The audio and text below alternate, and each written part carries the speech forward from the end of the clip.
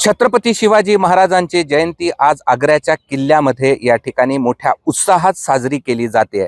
हेच ते गेट आहे ज्या ठिकाणी छत्रपती शिवाजी महाराजांना आग्रा किल्ल्यात आल्यानंतर अडवण्यात आलेलं होतं आणि त्याच किल्ल्याच्या बाजूला छत्रपती शिवाजी महाराजांचा जाज्वल्य इतिहास या ठिकाणी आज महाराष्ट्राला सांगितला जाणार आहे.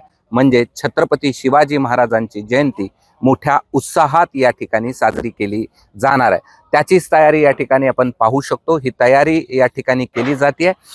संध्याकाळी 6च्या दरम्यान महाराष्ट्राचे मुख्यमंत्री, उत्तर प्रदेशचे मुख्यमंत्री, त्याचबरोबर संभाजीराजे, विकी कौशल यासह अन्य दिग्गज नेते या शिवजयंतीला या ठिकाणी उपस्थित असणार आहेत. आपल्यासोबत विनोद पाटील आहेत. किती उत्साह आहे आणि किती वाजता हा सगळा कार्यक्रम सुरू होईल? संध्याकाळी 6:30 वाजेपासून कार्यक्रमाची सुरुवात होईल आणि मी सर्वांना विनंती करतो, आवाहन करतो, मागच्या वर्षीप्रमाणे यावर्षी देखील आपण सर्वांनी डिजिटली सहभागी व्हावं. जागेची मर्यादा आहे. सलग 3रा वर्ष आपण शिवजयंती साजरी करतोय.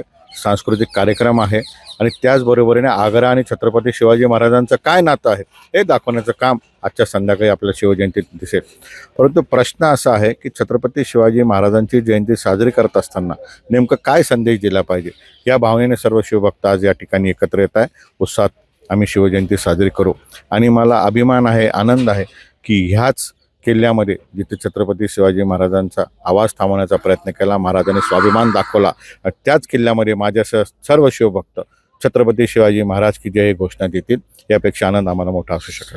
निश्चित छत्रपती शिवाजी महाराज की जय या घोषणेने हा सगळा परिसर जो आहे ते संध्याकाळी निनादून जाईल आणि मोठ्या उत्साहात या ठिकाणी छत्रपती शिवाजी महाराजांची जयंती इथे केली जाते. हा सगळा परिसर आपण या ठिकाणी पाहू शकता की हे भव्य या ठिकाणी व्यासपीठ असणार आहे. त्याचबरोबर इथे 1000 ते 1500 लोकांना या ठिकाणी शिवजयंतीच्या दरम्यान शिवजयंती सोहळ्याच्या दरम्यान प्रवेश असणार आहे. त्याची तयारी या ठिकाणी पूर्ण झालेली आपल्याला पाहायला मिळते आहे. कॅमेरामन बाळासाहेब पाचवणेसह मी कृष्णा केंडे, एबीपी माझा, आग्रा, उत्तर प्रदेश.